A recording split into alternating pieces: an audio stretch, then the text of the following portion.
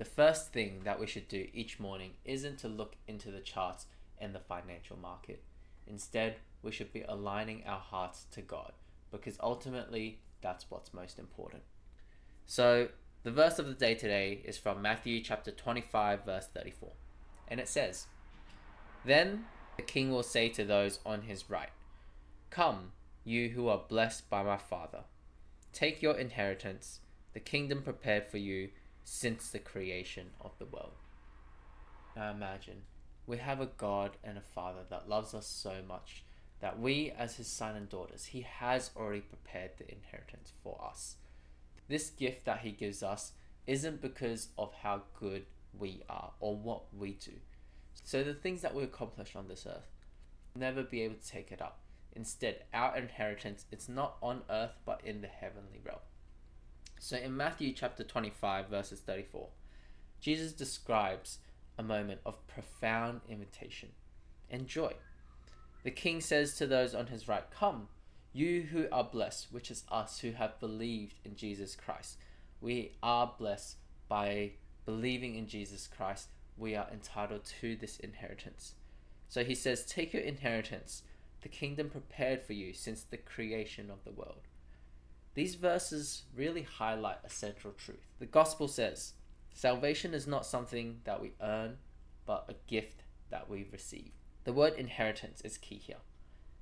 An inheritance is given because of a relationship, not because of our works, but through Jesus. We're invited in this one big family we call Christ, with God our Father, the Abba. And we, as his children, he has prepared a kingdom for us. So you better believe whatever God has prepared for us, it's going to be better than anything that our parents or our grandparents have prepared for us. The imagery of a kingdom prepared since the creation of the world reminds us of God's eternal plan. Before time began, God desired a relationship with us and made a way for that relationship to be restored through Jesus. So this inheritance is available not because of anything that we can achieve, again, but because of God's grace and his mercy and his love, freely given to all who believe. Does that give you a different perspective today? Knowing that salvation is a gift of grace, not works, and how will it change your life today? Maybe it's your first time hearing this, maybe it's your 10,000th time hearing this, but no matter how many times I hear it myself, I still have to mentally process it, because in this day and age of the world, it's so easily to get distracted, to say, "Oh, what you're doing now is all because of your works. It's all you, me. It's very self-centered. But the gospel isn't all about that. The gospel is about serving others, loving others, helping others. Because Jesus did the same for us. Because he didn't need to. We are sinners. But Jesus was one that was in human flesh, born completely God, completely man, but yet he lived a sinless life. So the challenge today is, the kingdom inheritance isn't earned, and we do not deserve this inheritance, but this was given to us by the grace of God. So who else can you tell about God's amazing grace? I challenge you to tell about God's amazing grace to someone today. So let's do a prayer. God, I thank you for the gift and salvation, for inviting me into your kingdom. Help me live each day in gratitude and share your love with others. Remind me of your grace when I'm tempted to not rely on my efforts. In Jesus' name I pray. Amen. So that was our nice little morning devotion.